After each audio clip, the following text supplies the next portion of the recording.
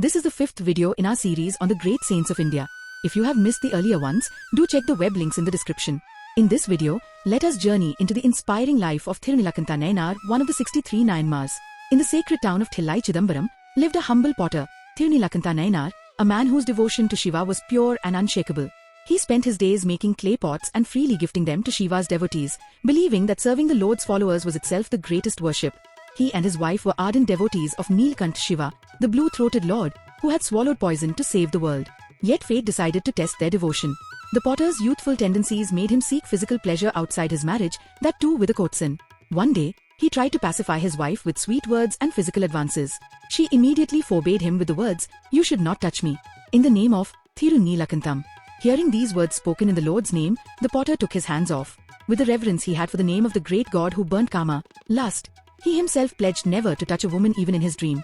From that day, they lived together as devoted companions, serving Lord Shiva and his devotees, but never breaking the sacred vow taken in his name. Years passed, and they grew old, their bodies frail, but their faith strong as ever.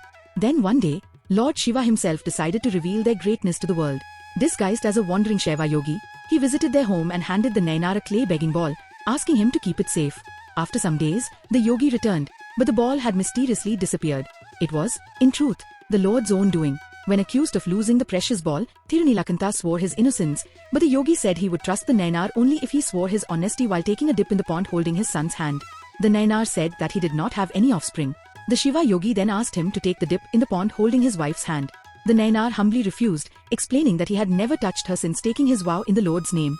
Stomping out in anger, the Shiva yogi went straight to the court assembly of priests of the Thillai Chidambaram temple. Upon inquiry, the Nayanar accepted that he had taken the ball from the Shiva yogi but did not know how it disappeared. The court upheld the task assigned to the Nayanar by the Shiva yogi for misplacing his clay ball. Without revealing the secret oath to his wife at the court, the Nayanar came with her to the pond of Thirupulacharam at the temple of Chidambaram. The crowd gathered at Thirupuliyur tank near Chidambaram watched as the aged couple stepped into the waters, holding only the two ends of a bamboo stick between them. As they submerged and rose again, a miracle unfolded. They emerged young and radiant, their bodies glowing with divine light. The yogi vanished, and in his place appeared Lord Shiva and Goddess Parvati, mounted on Nandi. With a smile, the Lord blessed them both. "You have conquered the senses and proven true devotion. Come dwell with me eternally in Kailas." From that day, Thirunilakantha Nayanar and his wife were celebrated as symbols of purity, self-restraint, and unshakable faith. Their story reminds us that when love is rooted in truth and surrender, the Lord himself reveals his grace. To this day, the Ilmai Thirtham, tank of youth, near the Chidambaram temple marks the site of this divine miracle. Couples pray here for harmony, faith, and renewal of love. Om Namah Shivaya.